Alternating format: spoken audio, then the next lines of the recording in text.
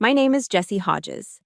When I was 13, my sister Serafina abandoned me at the Cincinnati train station. She lied about getting hot chocolate, but instead she sent a single cold text message calling me a burden and telling me to find my own way home. She didn't just leave me, she took every last dollar from my wallet.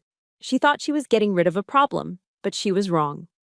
What she never could have anticipated was who found me that night. And her reaction, 13 years later, when she came face to face with the Marine I'd become, still sends a chill down my spine. Before I continue, let me know where you're listening from in the comments. Hit that like button if you believe betrayal by family cuts the deepest, and subscribe to hear the rest of my story. After the text message, the world didn't crash. There was no shattering sound, no dramatic collapse. It just went silent. The voice on the PA system, a woman's monotone drawl announcing the 9:15 train to Chicago, became a meaningless buzz. The sound of a family laughing near the ticket counter, a young couple kissing goodbye, it all faded into a distant, muffled hum, like I was listening to the world from underwater. My first instinct wasn't to cry. It was to prove her wrong. It had to be a joke, a cruel, twisted prank only Serafina could dream up. I called her back. Once. The call went straight to voicemail, her cheerful sing-song greeting a slap in the face. I called again. Voicemail, a third time, a fourth, a 10th. My thumb moved on its own, a desperate, repetitive motion against the screen. Each time that chipper recording started, it felt like a hammer blow, driving me deeper and deeper into the cold, unforgiving metal of the station bench. I stared at the phone's screen, at her picture, until the battery icon flashed red and the screen went black, leaving me with nothing but my own pale, shocked reflection. Still, I didn't cry. Tears felt like they'd frozen somewhere between my throat and my chest, a solid lump of ice I couldn't swallow.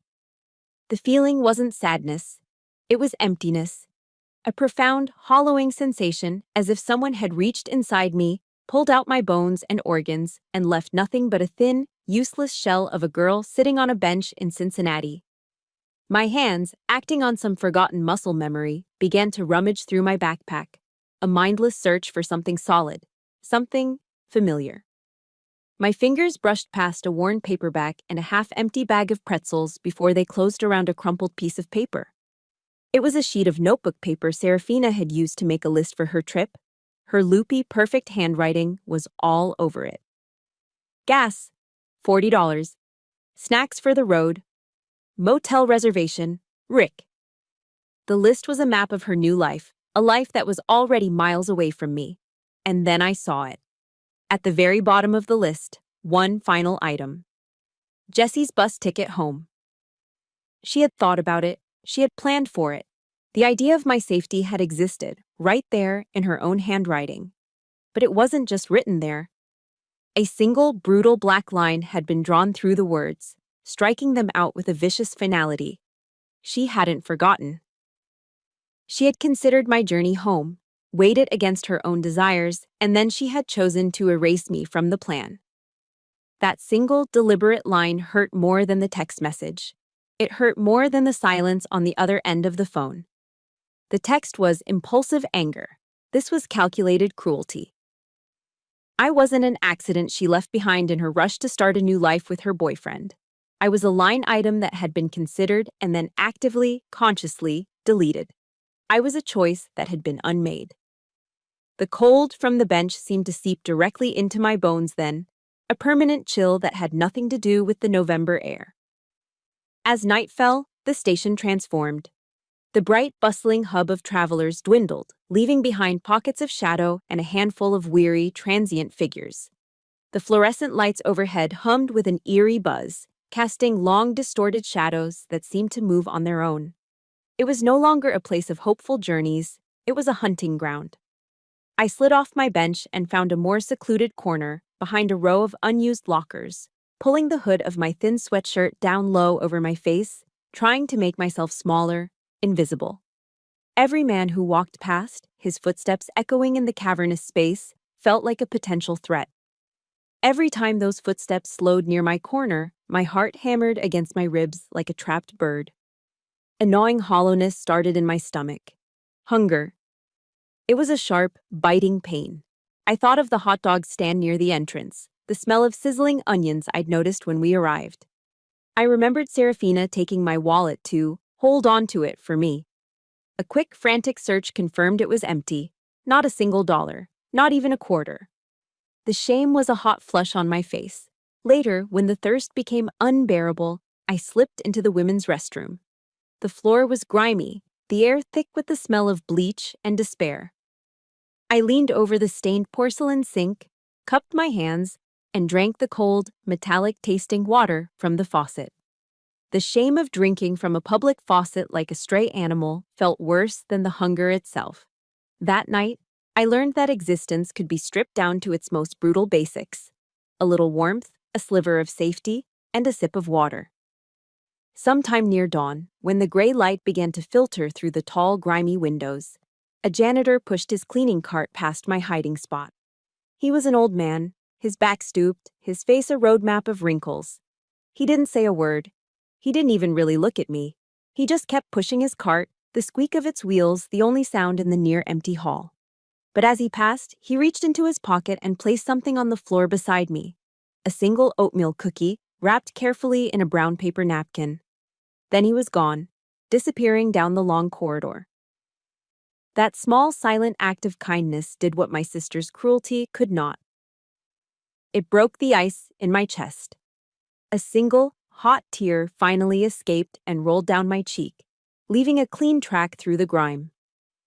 But it wasn't a tear of weakness or self-pity. It was a tear of fire, of resolve. Watching the old man's retreating back, I made a silent vow to myself, a promise forged in the cold and the dark of that station. This was the last time. The last time I would ever have to depend on the pity of a stranger. I would never be hungry, or cold, or this alone, ever again. That vow I made on the cold floor of the Cincinnati train station wasn't born in a vacuum. It was forged over years, piece by painful piece, in the quiet, perfectly manicured suburbs of Ohio. The abandonment wasn't a sudden storm. It was the final brick falling from a wall that had been crumbling my entire life. To understand the woman I became, you have to understand the girl they refused to see. It started with small things, cracks in the foundation. In 7th grade, our history teacher, Mr. Albright, assigned a diorama project. I chose the Battle of Gettysburg. For 2 solid weeks, my life revolved around it. I spent my allowance on tiny plastic soldiers, painstakingly painting Union blue and Confederate gray uniforms. I used moss from our backyard for the fields of Little Round Top and mixed sawdust with glue and brown paint to create the muddy terrain. It was perfect. A miniature world of honor and sacrifice, captured in a shoebox. The night before it was due, Serafina was grounded for sneaking out. She threw a tantrum, screaming that her life was over. I was in my room, putting the final touches on my project, when she stormed in. We argued. She called me a pathetic nerd. I told her to get out. In her rage, she accidentally knocked over a bottle of bright red nail polish, her signature color, all over Pickett's charge. The battlefield became a cheap, glossy horror show. I remember the hot tears of frustration, the feeling of 2 weeks of meticulous work being destroyed in seconds. But what I remember more clearly is what happened when my parents came home. Serafina was already crying, weaving a tale about how I'd screamed at her, how she'd just stumbled.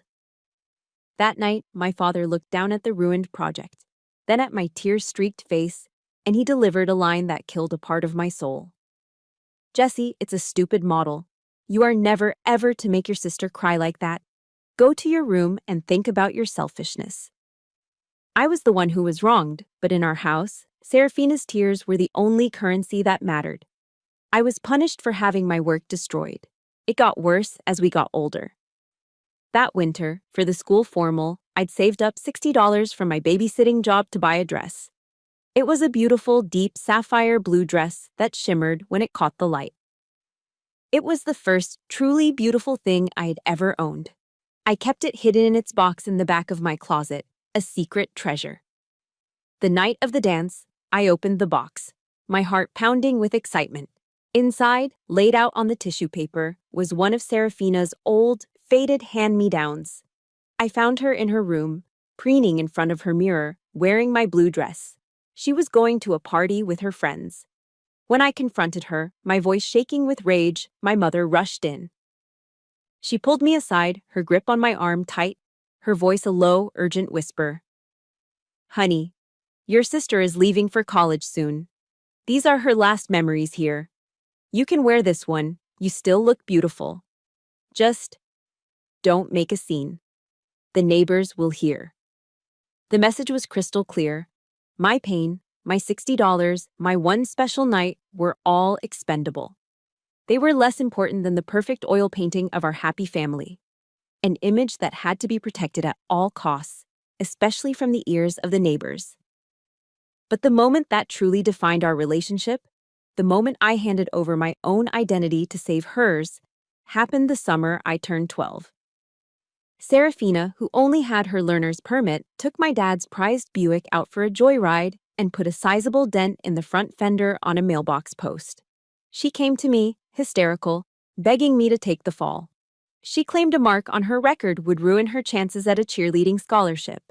It was a lie, of course, but I didn't know it then. I just saw my big sister, desperate. So, like a fool, I agreed. My father didn't yell. He didn't ground me. He did something far worse. He sat me down at the kitchen table, the silence in the room heavy and suffocating, and looked at me with an expression of profound disappointment that haunts me to this day. I thought you were the reliable one, Jessie, he said, his voice quiet. I'm just very disappointed in you. The reliable one. It was the only real praise he'd ever given me, the one role I thought I had in the family, and I had just voluntarily thrown it into the fire to protect her. Serafina never even said thank you. The final piece clicked into place at Thanksgiving dinner that same year.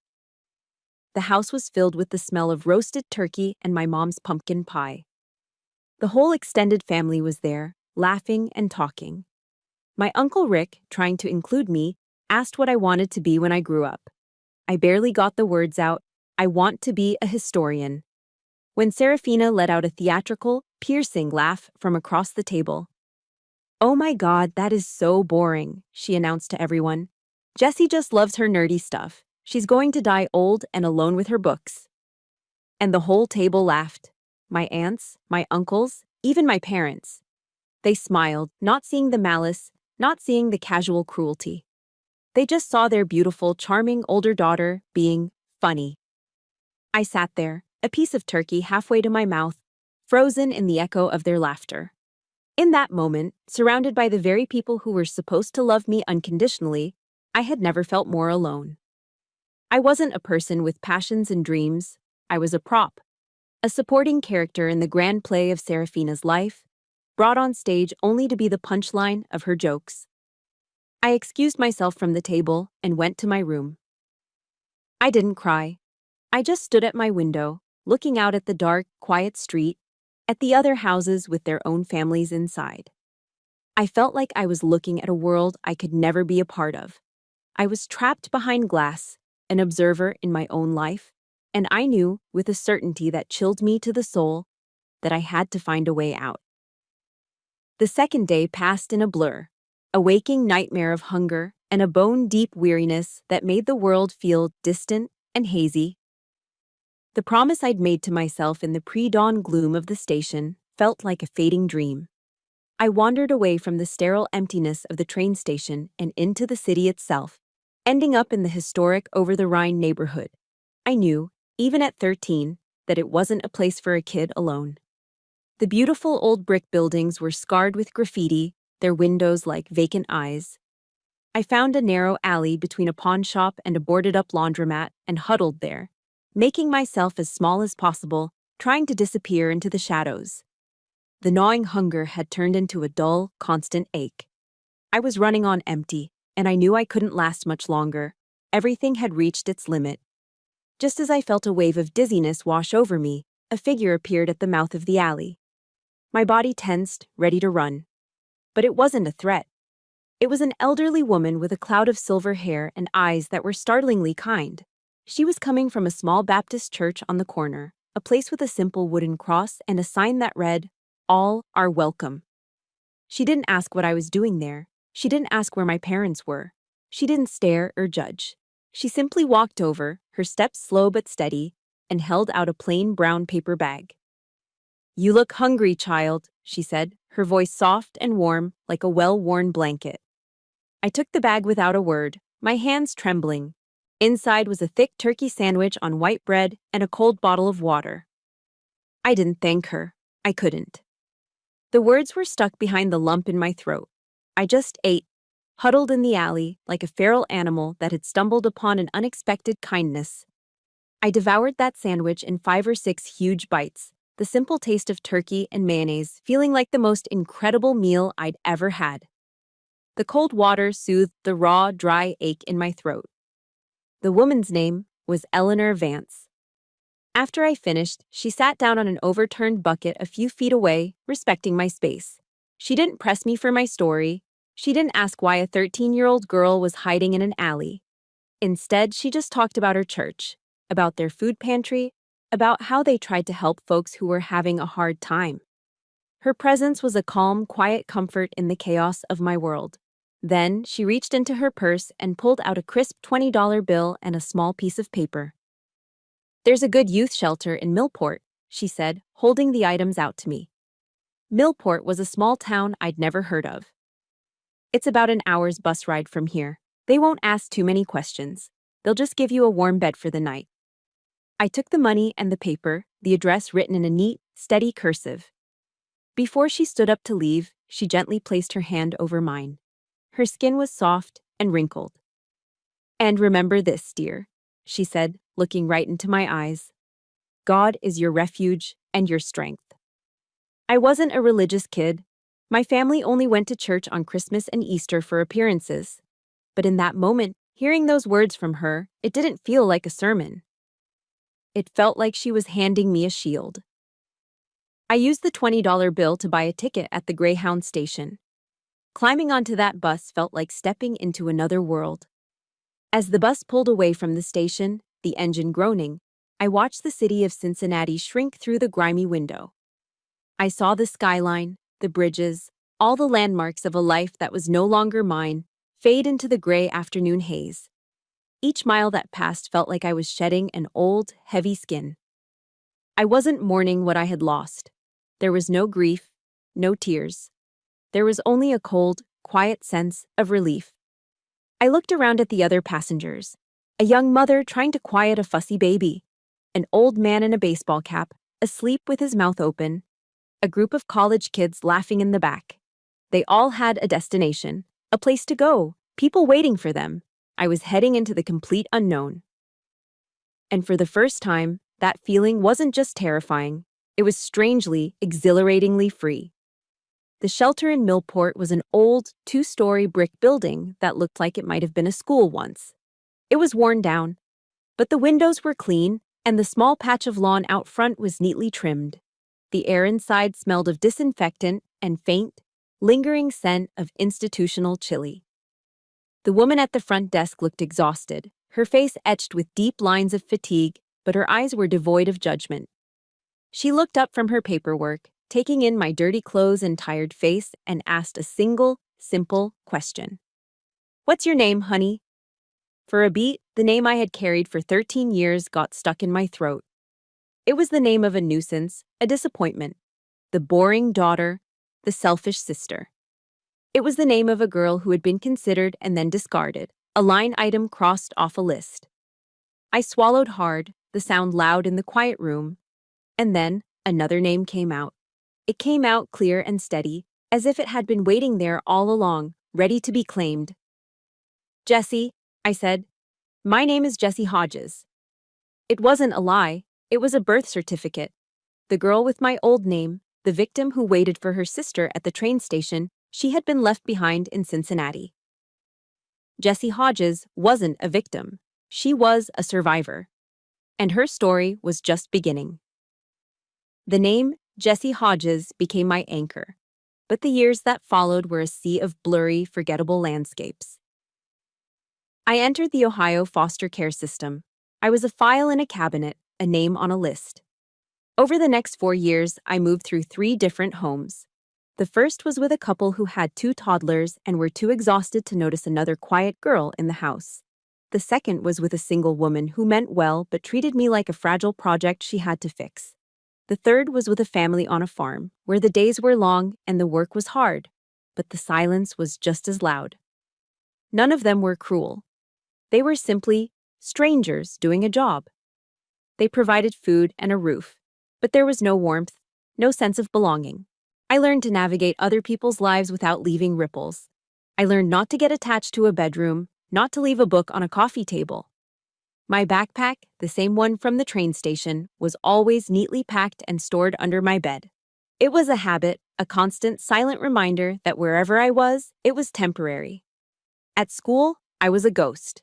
I kept my grades just high enough, B's mostly, to avoid drawing attention from teachers, and I kept my head down to avoid the social landmines of high school cliques. My entire existence became a defensive crouch. Everything changed the first day of my freshman year. My guidance counselor, looking over my sparse file, saw I had no extracurriculars and summarily assigned me to a class that fit the empty slot in my schedule, JROTC, the Junior Reserve Officer Training Corps. I walked into that classroom, located in the school's basement, expecting nothing. What I found was a world. The first time I put on the uniform, a crisp dark blue tunic with sharp creases, something inside me shifted. Staring at my reflection in the mirror, I saw someone I didn't recognize. The uniform was a blank slate. In it, no one knew where I came from. No one could see the ghost of the girl left at the train station or the quiet foster kid who ate dinner in silence. My past was erased. I wasn't Jessie, the girl with the sad story. I was simply Cadet Hodges. That anonymity was the greatest gift I had ever received. For the first time, I could stand up straight, my shoulders back without the fear that someone might see the cracks running through me. The uniform became a second skin, one that was tough, starched, and impenetrable. The man who ran this world was Master Sergeant Thorne, a retired Marine with a buzz cut, a ramrod straight posture, and eyes that could dissect you from 20 paces. He was terrifying. He was strict to the point of cruelty, demanding a perfection that seemed impossible. But he was also something I had never encountered before in my life. He was absolutely, unconditionally fair. In Master Sergeant Thorne's world, your last name didn't matter. Your popularity didn't matter. Your sister's feelings didn't matter. The only thing that mattered was performance. You folded your cover blanket with sloppy corners, you did push-ups until your arms shook. You broke down and reassembled your rifle with clean, efficient movements, you earned a nod of approval. Effort was rewarded. Laziness was punished. It was the simplest, most honest transaction I had ever known. I spent hours in my room at my foster home, not reading history, but shining my black leather boots. I learned to use cotton balls and tiny circles of polish until the toe caps gleamed like black mirrors. One morning, during uniform inspection, Thorne stalked down the line, his eyes missing nothing. He stopped in front of me. The silence stretched on as he stared down at my boots. I held my breath. He didn't smile. He just gave a short, sharp nod. "Good job, Hodges," he grunted before moving on. "My name." He said my name. And in that moment, coming from him, the name Hodges suddenly had weight. It wasn't the alias of a runaway anymore. It was a title. It was something I had earned through polish and pressure. I threw myself into JROTC like a drowning person clinging to a life raft. I devoured the manuals. I mastered drill and ceremony, the precise, unified movements, a welcome escape from my own chaotic thoughts. I learned to read topographical maps, to navigate by compass, to lead a small squad of my peers. For the first time, I was not just surviving, I was excelling. I became the best. One afternoon in my junior year, Master Sergeant Thorne called me into his small Spartan office. He gestured for me to sit. He didn't speak for a long moment, just sat behind his metal desk, studying me with those unblinking eyes. I remember thinking I must have done something wrong. Finally, he slid a small glossy booklet across the desk toward me. On the cover was a striking emblem, an eagle perched atop a globe, with a fouled anchor behind it. The eagle, globe, and anchor. The Marine Corps, he said, his voice a low rumble. It's the hardest branch there is. They exist to find your breaking point.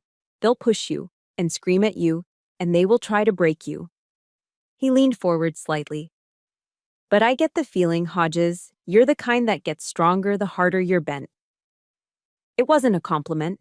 It was a statement of fact, an acknowledgement. He saw the steel that had been forged inside me by all the years of quiet pain and lonely nights. He saw it not as damage, but as strength.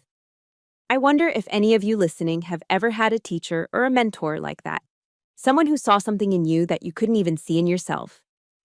If you have, do me a favor and hit the like button. And in the comments, just type the name of that person. Let's take a moment to honor the Master Sergeant Thorns of the world. Staring at that emblem, at the promise of the ultimate test, I felt it. For the first time in my entire life, I saw a clear path forward. It wasn't a path someone else had chosen for me or a temporary shelter I was borrowing. It was a road I could build for myself, a future no one, not even my family, could ever take away from me. On my 18th birthday, I wasn't cutting a cake or opening presents. I was on a bus rumbling through the humid lowlands of South Carolina, heading toward an island that lives in the nightmares of every aspiring Marine, Paris Island. The path Master Sergeant Thorn had shown me had led me here. That night, under the glare of harsh floodlights, the bus doors hissed open, and hell began. "Get off my bus!" a voice screamed, a guttural roar that seemed to shake the air itself. We stumbled out, disoriented, and were immediately herded by terrifying figures in campaign hats onto a set of yellow footprints painted on the asphalt. "You are now on the famous yellow footprints of Paris Island, South Carolina," the drill instructor bellowed, his face inches from mine, spittle flying. "From this moment on you will do nothing, and I mean nothing, until told." They descended on us like wolves, screaming, turning us from a busload of individuals into a single, terrified, anonymous mass. They called us maggots, slime, worthless scum. Around me, girls who had been cheerleaders and valedictorians and homecoming queens started to break down, their faces streaked with tears of shock and fear. I didn't cry. I stood there, my eyes locked forward, my body rigid. Their screaming was loud, it was violent, but it was honest. There was no hidden agenda, no manipulative whispers. Their fury was a cleansing fire, meant to burn away the civilians we had been. It was nothing compared to the cold, quiet poison of Serafina's silence, the calculated cruelty of a single line drawn through my name. This place might be brutal, but at least it was real. The 13 weeks that followed were a methodical deconstruction of the self. Every day was a blur of calculated agony. We ran until our lungs felt like they were filled with hot sand. We did push-ups until our arms collapsed beneath us. We low-crawled through mud and sand under shimmering barbed wire, the grit finding its way into every crevice of our bodies. One night, during a forced march in a torrential downpour, soaked and shivering, every muscle screaming in protest, I felt myself starting to falter. For a split second, the memory of the train station flashed in my mind. The cold, the weakness, the utter helplessness. I was 13 again, alone and abandoned. Just as my legs began to buckle, our drill instructor's voice cut through the storm like a thunderclap. "Pain is weakness leaving the body," he roared. The words hit me like a jolt of electricity. It wasn't a punishment, it was a purification. They weren't trying to destroy me, they were trying to kill the weak, scared little girl inside me. They were burning away the part of me that waited for someone else to come back, the part that depended on the pity of strangers. A surge of cold fury went through me. I clenched my teeth, dug my boots into the mud, and kept marching. I would not be weak. Not here, not ever again. The final test was called the Crucible. It was a 54-hour nightmare, the culmination of everything we had endured. Miles and miles of marching under the weight of a heavy pack, with almost no food and no sleep, punctuated by brutal combat exercises. It was designed to push us to the absolute edge of human endurance, to find out what was left when everything else was stripped away. On the second night, deep in some dark, swampy part of the island, it happened. A girl in my fire team, a tough recruit from Texas named PFC Miller, went down. She'd rolled her ankle on a root in the dark. She tried to get up but collapsed, crying out in pain and frustration. "I can't do it," she sobbed, burying her face in the mud. "I can't go on." Our drill instructor just stood there, his arms crossed, his face an unreadable mask in the moonlight. He offered no help, no words of encouragement. This was the test. But then, something happened. Without a word, without an order, myself and another recruit named Diaz turned back. We got on either side of Miller, hoisted her to her feet, and draped her arms over our shoulders. She was heavy, and we were already running on fumes. Every step was a fresh agony, but we kept going. We took her weight. We became her legs. We crossed the final marker together, 3 of us moving as one, gasping, filthy, and broken, but unbroken. That night, lying on the barracks floor, too tired to even take off my boots, I finally understood. The Corps wasn't about individual strength. It wasn't about being the toughest or the fastest. It was about a promise, a sacred, unspoken promise that you will never, ever leave a brother or sister behind. It was a loyalty that had to be earned with sweat and pain and mud. It was the one thing my own blood had never given me. The next morning, we stood in formation on the parade deck. We were exhausted, gaunt, covered in scratches and bruises, but we stood taller than we ever had in our lives. The drill instructors, the men who had been our personal tormentors for 13 weeks, walked down the lines. But they weren't screaming anymore. Their faces were grim, but their movements were filled with a solemn purpose. My drill instructor, Sergeant Kane, stopped in front of me. He looked me straight in the eye, and for the first time, I didn't see fury or contempt. I saw respect. He took the emblem from his pocket, the eagle, globe, and anchor. With a firm, precise motion, he pressed the pin through the collar of my uniform. The sharp point pricked my skin, a final small pain that sealed the transformation. He leaned in close, his voice a low, gravelly whisper that was for me and me alone. "Welcome to the Corps, Marine." A tidal wave of emotion washed over me, so powerful it almost buckled my knees. The cold emptiness I had carried inside me for 5 years, the hollow space where a family was supposed to be, was suddenly filled. This was it. This was the family that wouldn't discard you, the brotherhood that wouldn't abandon you. For the first time since I was 13 years old, I was finally home. Paris Island forged me into a Marine.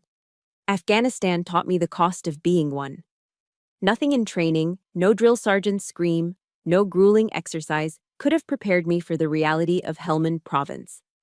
The heat wasn't just hot, it was a physical weight, a blast furnace that hit you the moment you stepped outside the wire, and the dust. A fine, red, talcum powder-like dust that coated everything. It worked its way into our weapons, into our food, into the pores of our skin and the linings of our lungs. At night, I dreamed in shades of red. The smell of war isn't just cordite and gunpowder. It's a complex, nauseating cocktail. The acrid scent of diesel fumes from the generators. The metallic tang of sweat that's been baking on your gear for days, and underneath it all, a constant, low hum of fear. In Helmand, every patrol was a roll of the dice. Every rock, every culvert, every abandoned-looking compound could be hiding an IED. You learned to trust the Marine next to you more than you trusted your own eyes. You learned to read their posture, the slight tensing of their shoulders, the way their eyes scanned their sector. My rock was Miller, the same PFC Miller I'd helped carry across the finish line of the Crucible. We ended up in the same platoon, a twist of fate I was grateful for every single day. Out on patrol, she was always my 6, walking directly behind me. We had a silent pact. A quick glance back, a subtle hand signal. It was an unspoken promise that went deeper than words. I got you.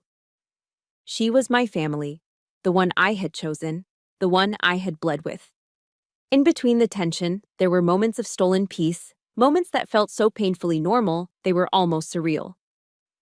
Back at the FOB, we'd sit on sandbags, cleaning our rifles, trying to scrape the red dust out of our lives. We'd share packages from home.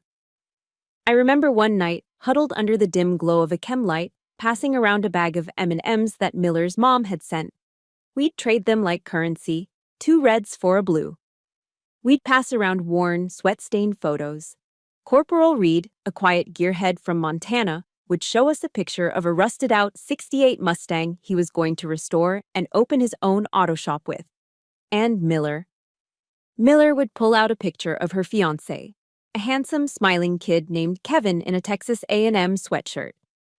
"He's starting the paperwork for a VA loan," she'd say, her eyes shining with a hope that felt dangerously out of place in that desolate landscape. "We're gonna buy a little house with a big yard just outside of Austin." In those moments, we weren't Marines. We weren't warriors. We were just kids, barely out of our teens, telling stories and dreaming of a future that felt a million miles away, trying to remember what it felt like to be normal in the middle of all that madness. The end came on a Tuesday afternoon. It was the end of a long, uneventful patrol. The sun was starting to dip, painting the sky in hues of orange and purple. We were on the final stretch, heading back to the Fobby. The mood was light, the familiar rhythm of our boots on the hard-packed earth a comforting sound. Reed was on point, methodically sweeping his metal detector back and forth. Miller was right behind him. I was third in the file, scanning my sector to the left. I didn't see it. I heard it. A faint, almost imperceptible click. It was the last sound of the old world. The explosion was a violent, physical blow, a deafening roar that ripped the air apart. The pressure wave lifted me off my feet and threw me backward, slamming me into the ground. My ears screamed with a high-pitched whine. For a few seconds, there was nothing but smoke and the thick, choking taste of dust. When I pushed myself up, my vision swam. The world was a chaotic blur of brown and red. Through the haze, I saw Reed. He was just lying there, a broken doll tossed aside. And then I saw Miller. She was on the ground, propped up on one elbow. She was looking right at me. Her eyes were wide, not with pain, but with a look of profound, almost childlike surprise, as if she couldn't quite believe what had just happened. I scrambled toward her, my own aches and pains forgotten. "Miller!" I screamed, my voice a raw, ragged tear in the sudden, ringing silence. "Miller, talk to me." I reached her and saw it, the dark, spreading stain on her uniform. Her mouth opened, but no sound came out. Her eyes, which had been locked on mine, lost their focus. They went vacant. Her head slumped to the side. Something fell from her chest pocket and fluttered into the dust. It was the picture of Kevin, his smiling face now splattered with the red of the dust and the red of her blood. Loading them onto the medevac helicopter is a hole in my memory, a black spot. I know I did it. I know I helped lift their dead weight, their limbs heavy and unresponsive. But I don't remember feeling anything. There are no tears in war. Tears are a luxury you can't afford. My mind went blank, and my body just worked. I moved like a machine, my training taking over, my hands performing the tasks they were taught while my soul was screaming from a million miles away. The chopper's rotors began to spin, whipping the red dust into a blinding, stinging vortex. I stood back, my rifle held at the low ready, and watched as it lifted off the ground. It rose into the sky, a roaring, churning beast carrying away the pieces of my chosen family. I stood there, motionless, long after the others had started moving back. I just watched it go, the sound fading, until it was nothing more than a black speck against the vast, indifferent sky. The 13-year-old girl who was abandoned at the train station died a long time ago. But that evening, as the sun set over Helmand Province, another part of me died with them. I would eventually come home to America, but a vital part of my soul never left Afghanistan. It's still there, trapped forever in that cloud of red dust. When the transport plane touched down at Wright-Patterson Air Force Base in Ohio, I didn't feel like I was coming home. The air that filled my lungs was too clean, too crisp. It didn't have the familiar, gritty taste of red dust, and everything was too quiet. The silence was the worst part. It drove me insane. In Afghanistan, silence was a warning. It meant something was wrong, Something was about to happen. You learn to listen to the silence, to dissect it for threats. Here, in the civilian world, it was just empty space, nothingness. My body was still at war. The screech of a city bus's brakes on my first day off base sent a jolt of pure adrenaline through me, my hand reflexively dropping to my hip, my fingers searching for the M9 pistol that wasn't there. A car backfiring a block away didn't just make me jump. For a split second, I could smell the phantom scent of cordite. Sleep was a minefield. I'd drift off, only to be thrown back into the chaos of the explosion, the ringing in my ears, the look on Miller's face. I'd wake up tangled in my sheets, my heart hammering, drenched in a cold sweat. I was a ghost haunting my own life, my feet in Ohio, but my head still 6,000 miles away in Helmand. I used my GI Bill benefits to enroll at the Ohio State University. My major was history, the dream that Serafina had once mocked. I thought if I could bury myself in the past, in the orderly, documented battles of other people, I could escape my own. But the lecture hall was just another kind of battlefield. The other students, with their fresh faces and easy laughter, might as well have been a different species. They worried about midterms, about weekend tailgate parties, about who was dating whom. Their anxieties were small and manageable.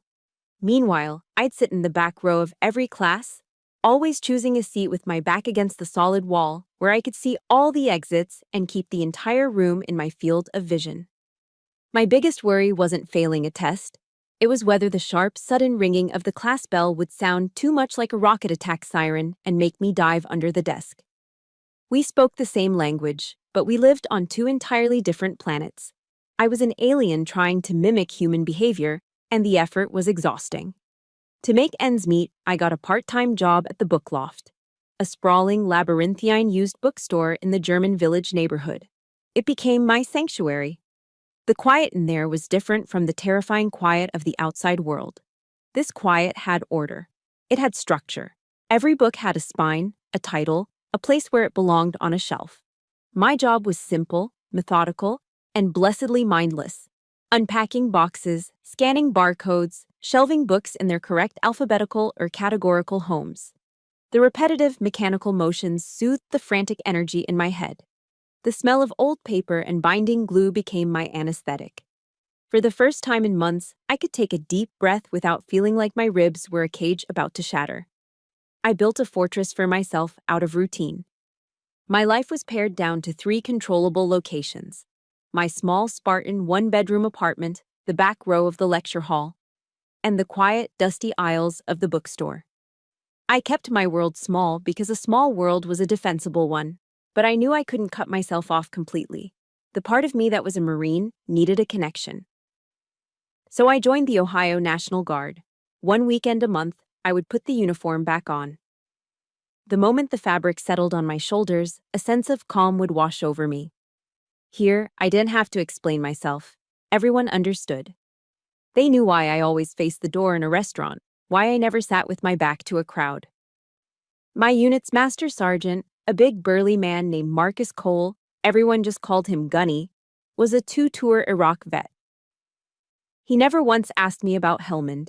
He didn't need to. The first time we met after I'd been assigned to his platoon, he just looked me over, clapped a heavy hand on my shoulder, and said, "Welcome back, Hodges." That was it. That was all that was needed. In that uniform, surrounded by those people, I wasn't the weird, twitchy veteran in the back of the classroom. I was a Marine again. I was home. It's a strange thing, isn't it? How you can feel more at home with strangers who share your scars than you do in the world you grew up in. If you've ever felt that kind of connection with a group, whether it's veterans, first responders, nurses, or just a team that went through something tough together, hit that like button. And in the comments, just type the word family, because sometimes family is the one you build. This fragile stability, this carefully constructed peace treaty between my past and my present was all I had. It was my whole world. And that's when the letter showed up. The fortress I had so carefully constructed was breached on a Tuesday. The attack didn't come from a ringing phone in the middle of the night or a shadow in a dark alley. It came on a single piece of cream-colored stationery, tucked inside my apartment building's rusty mailbox between an electric bill and a flyer for a 2-for-1 pizza deal. I saw the handwriting before I even saw the name, and my blood ran cold. The looping, dramatic cursive, each letter leaning just a little too far to the right, as if desperate for attention. It was a handwriting I hadn't seen in 13 years, but it was burned into my memory. My hand, the same hand I had trained to be rock steady while firing a rifle, trembled as I tore open the envelope. "My darling Jessie," it began. The 2 words hit me like a physical blow, and a wave of nausea rolled in my stomach. I leaned against the wall of the mailroom, my breath catching in my chest. I scanned the lines of text, a self-serving monologue disguised as an apology. She wrote of her terrible mistake, a phrase so casual it felt like a profanity. She talked about how she had regretted it every single day, a claim I knew was a lie. Then the letter shifted. It became a chronicle of her own suffering.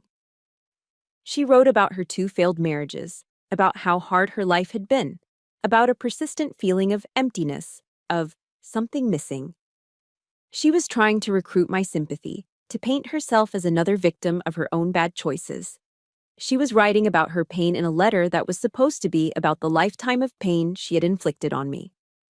It was the most narcissistic, manipulative performance I had ever witnessed, and it was all there in black ink. The rage wasn't a slow burn. It wasn't a spark that grew into a flame. It was an IED, a switch flipped in my chest that detonated 13 years of suppressed fury. Back in my apartment, I crumpled the letter into a tight, vicious ball and hurled it against the wall. It bounced off with a pathetic little thud. Mistake? The word ripped from my throat, a raw, ragged sound that echoed in the empty room. You call leaving a 13-year-old girl in a train station 100 miles from home with no money a mistake? A violent slideshow of images flashed behind my eyes. The cold, hard bench of the station. The faces of the strangers in the foster homes, their polite indifference. The screaming face of my drill instructor on Paris Island. The mud, the pain, the exhaustion of the crucible. And then, red dust. The look of surprise on Miller's face. The black dot of the medevac helicopter disappearing into the sky. Everything I had endured, everything I had survived, everything I had clawed and fought and bled to build for myself, she had the audacity to dismiss with one shallow, insignificant word. That dismissal, that casual centering of her own feelings above the wreckage of my childhood, was more cruel than the original act of abandonment. It was a second betrayal. A fresh wound carved right on top of the old scar. I threw the crumpled letter in the trash, buried it under coffee grounds and junk mail, and tried to burn the memory of it from my mind. But the assault wasn't over. A week later, my phone started ringing. An unknown number with a familiar area code. My training kicked in. You don't engage with an unknown threat. I ignored it. It rang again. I ignored it again. Then the voicemail started. Her voice, thick with manufactured tears, leaked out of my phone's speaker. "Jessie, please, it's me. I need to talk to you. There are things you don't know, honey. The truth. Please just call me back." Another one an hour later. "I know you're angry. You have every right to be. But this isn't what you think it was. Please, just let me explain." The messages were a campaign of psychological warfare. Each one was a carefully crafted blend of pleading and guilt, designed to wear down my defenses. And a part of me, the part I hated, started to listen. A cold, dangerous curiosity began to smolder in the pit of my stomach. The truth? What truth could possibly justify her actions? What story could she possibly spin that would reframe deliberate cruelty as some kind of tragic misunderstanding? Or was this just another performance? Another play where she was the star and I was cast once again as the silent, forgiving audience. For 3 nights, I barely slept. My nightmares were a twisted fusion of the past. One moment I was in Helmand, the next I was back in the train station. Miller's face would blur and morph into Serafina's. The person who died for me and the person who abandoned me became one and the same, haunting me in the dark. On the 4th morning, staring at my exhausted reflection in the mirror, I knew I couldn't go on like this. This ghost from my past was compromising my present. She had breached my perimeter, and the only way to secure it was to face the threat head on. I had to do this. Not for her. Not for any lingering hope of reconciliation. I had to do it for me. I needed to hear her truth, not to be convinced by it, but to look it in the eye and call it what it was. A lie. I needed to be the one to end this story, to write the final chapter myself. I picked up my phone, my fingers steady. I didn't call her back. I opened a new text message. My thumbs moved with cold, tactical precision. 7 words. No emotion, no greeting, no sign-off. The Roosevelt Coffee House, Saturday, 2 p.m. Come alone. I hit send. The game was on. But this time, I wasn't the pawn. I was the one making the rules. The Roosevelt Coffee House was quiet on Saturday afternoon, with the low hum of conversation and the gentle hiss of the espresso machine. I arrived 15 minutes early. Old habits. I chose a small table in the far corner, a booth with my back to the wall and a clear view of the entrance. I ordered a black coffee and sat, my hands wrapped around the warm ceramic mug. And I waited. This wasn't a reunion. It was an operation. When Serafina walked in, I almost didn't recognize her. The 13 years since I'd last seen her had not been kind. The vibrant, golden girl glow of the high school homecoming queen was gone, replaced by a weary hardness. Her hair was an expensive shade of blonde that didn't quite look natural. Her makeup a little too thick under the eyes, failing to hide the dark circles. She wore a designer dress that was likely meant to signal success, but hung on her frame with an air of desperation. She was trying to project an image of a woman who had it all, but all I could see was a woman who had lost her way. Her eyes scanned the room, and when they landed on me, she tried to muster a bright, welcoming smile, but it faltered, trembling at the edges. I didn't smile back. I simply gave a short, deliberate nod toward the empty seat across from me. She walked over, her heels clicking nervously on the concrete floor, and slid into the booth. She started with the usual empty pleasantries, her voice a little too high, a little too brittle. She told me I looked strong, that she always knew I would be okay. I let the meaningless words hang in the air, offering nothing in return. The silence stretched, uncomfortable for her, tactical for me. Finally, she got to the reason we were here. She started to tell me her truth.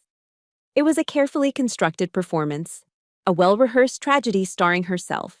Rick, her old high school boyfriend, was cast as the villain. According to her, he was a manipulative monster who had given her an ultimatum at the train station. He told me if I didn't leave with him, right then, he was gone for good, she said, her voice cracking on cue. He said you'd be fine, that you were tough. I was so scared, Jessie. I was just a kid myself, you know? I didn't know what to do. She dabbed at her eyes with a napkin, producing calculated, perfect tears. She was trying to reframe the narrative, to recast herself as the second victim in a story where she was the sole architect of the crime. I just sat there, my expression unreadable, my posture relaxed. I let her spin the entire pathetic tale. I let her empty her arsenal of excuses and justifications. I gave her all the rope she needed. When she finished, she looked at me with pleading eyes, waiting for the absolution, the sympathy, the, "Oh, Serafina, I never knew," that she had clearly come here for. I took a slow sip of my coffee, then placed the mug back on the saucer. The small click of ceramic on ceramic was the only sound. It echoed in the silence. "You're lying," I said. My voice was flat, even, devoid of all emotion. Her face froze. The mask of the tragic victim didn't just crack, it shattered. "What? No, I found your list," I continued, my voice never rising. "In my backpack, the one you made for your trip. I saw the last line item." I looked her directly in the eye, holding her gaze. "Jessie's bus ticket home." You wrote it down. And then you crossed it out. I let that sink in. Rick didn't force you to do anything. You had a choice. You weighed your options and you chose a boyfriend over your 13-year-old sister. You chose him. A flicker of panic flashed in her eyes. And you didn't take the $8 from my wallet because you were scared. I added, my voice like ice. You took it because you're selfish. You wanted gas money. Each word was a carefully aimed shot, fired not with anger, but with the cold, undeniable force of fact. The color drained from her face. She was disarmed, her entire narrative dismantled. I didn't come here to listen to your apology, Serafina, I said, my voice still quiet, still controlled. Your apology is for you, not for me. I came here to tell you that you no longer have any power over me. You don't exist in my life anymore. I leaned forward just slightly. The pain you caused. I forged it into discipline. The betrayal you taught me. I turned it into loyalty to my fellow Marines. The gaping hole you left in my life. I filled it with honor and purpose, and a family that would rather die than leave someone behind. I pushed myself out of the booth and stood up. The meeting was over. Panic flooded her face. She reached across the table and grabbed my wrist, her grip surprisingly strong. Jessie, please, she begged, her voice now a desperate, ugly whine. Don't do this. I'm your sister. I love you. I looked down at her hand on my arm. Then I met her eyes one last time. I gently, deliberately, unhooked her fingers from my wrist. That's your burden, I said. Not mine. And then I turned my back on her. I walked out of the coffee house, past the other patrons, out into the bright afternoon sun. I didn't rush, I didn't falter. And I never once looked back. Walking back into my apartment after leaving the coffee shop, the first thing I did was take out my phone. I found her number in my recent calls, pressed the button to block it, and confirmed without a moment's hesitation. There was no regret, no second guessing. It felt like the final, procedural step of a long and difficult mission. Then I went to the kitchen trash can and retrieved the crumpled ball of stationery. I didn't reread it. I simply took the letter and with methodical calm tore it into tiny, insignificant pieces. I let them flutter from my hand like confetti into the bin. As I closed the lid, a profound, invisible weight I hadn't even realized I'd been carrying for 13 years simply dissolved. I didn't feel a surge of victory or a thrill of revenge. I just felt light, an absence of pressure. I took a deep breath, and for the first time, it felt like my lungs were completely full. My small apartment, with its simple furniture and neatly organized shelves, suddenly seemed brighter, the afternoon sun clearer. The ghost was gone. The following weekend was my monthly drill with the National Guard. After a long, grueling day of land navigation exercises in the crisp Ohio autumn air, my platoon gathered around a bonfire, the flames crackling and spitting sparks into the darkening sky. The smell of wood smoke and damp earth filled the air. I sat on a log, nursing a mug of instant hot cocoa, watching the orange light dance on the faces of the soldiers around me. Gunny Cole ambled over and sat down beside me, the log groaning under his weight. He took a long sip from his own steaming mug and looked at me, his gaze shrewd and knowing. You seem lighter, Hodges, he said, his voice a low rumble. I looked into the fire, a small, genuine smile touching my lips. Just cleaning out some old gear, Gunny, I replied. My gaze drifted across the fire to the others. There was Sergeant Diaz, who had been a scared PFC just like me, now telling a terrible joke that made everyone groan and laugh. There was Specialist Chen, a quiet medic who could stay calm under the most intense pressure. Men and women I'd trained with, sweated with, and trusted with my life. People who had seen me at my worst and respected me at my best. They didn't know the details of my past, and they didn't need to. They just knew me. Hodges, the Marine who had their six. Looking at their familiar faces, illuminated by the warm, flickering glow, a deep and unshakable truth settled in my soul. This was my family.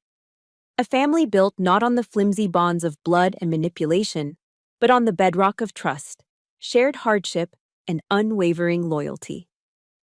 Later that night, back in my apartment, I couldn't sleep.